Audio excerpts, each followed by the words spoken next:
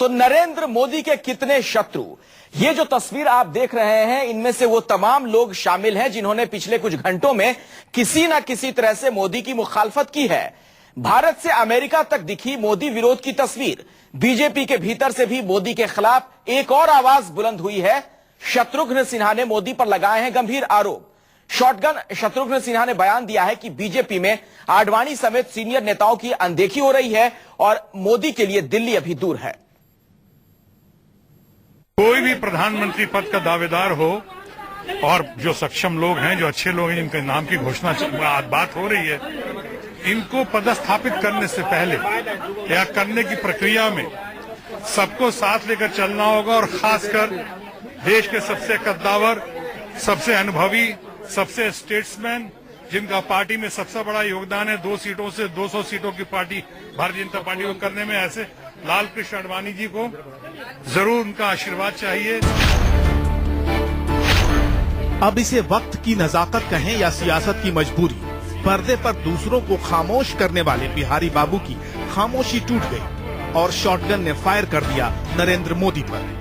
बिहारी बाबू की बंदूक का निशाना बेशक मोदी की तरफ है, लेकिन इसके लिए कंधा इस्तेमाल किया गया लाल कृष्ण आडवाणी का। शत्रुघ्न सिन्हा ने आडवाणी को पहली पसंद बताते हुए कह डाला कि जो भी प्रधानमंत्री का दावेदार हो, उसे आडवाणी का आशीर्वाद और सहयोग हासिल होना चाहिए। इतना ही नहीं, शत्रुघ्न ने ये आरोप मढ़ दिया कि जसवंत सिंह, यशवंत सिन्हा, मुरली मनोहर जोशी और सुषमा स्वराज जैसे नेताओं की उपेक्षा हो रही है और पार्टी में इन्हें वो जगह नहीं मिली जिसके वो हकदार थे। जिस वक्त पूरी बीजेपी मोदी की मुट्ठी में है, उस समय बिहारी बाबू के ये सियासी डायलॉग्स पार्टी के भीतर खलबली मचाने के लिए काफी है। जसवंत सिंह, यशवंत सिन्हा, मुरली मनोहर जोशी जी, अपना सुषमा स्वराज जी, अरुण जेटली जी, ऐसे किसी लोगों को दरकिनार करके, ऐसे लोगों को दरकिनार करके नहीं चल सकते हैं। मेरे पास कोई पद नहीं है, मेरे पास कद है।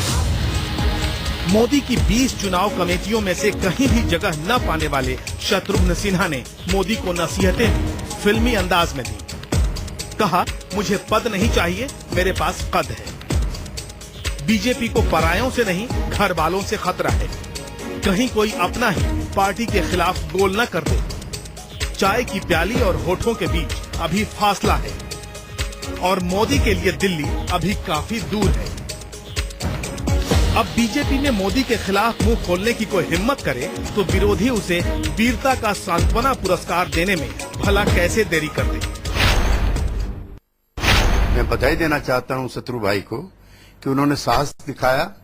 ये व्यक्ति इतने महान देश की प्रधानमंत्री पद की विरासत के योग नहीं है।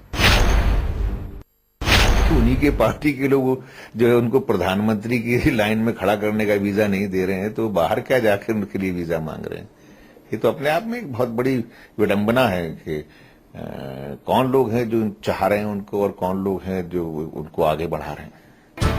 मुमकिन है शत्रुघ्न सिन्हा टीम मोदी में अपनी उपेक्षा से नाराज हों, लेकिन सवाल तो ये है कि उनकी नाराजगी से मोदी की सेहत पर क्या कोई फर्क पड़ेगा।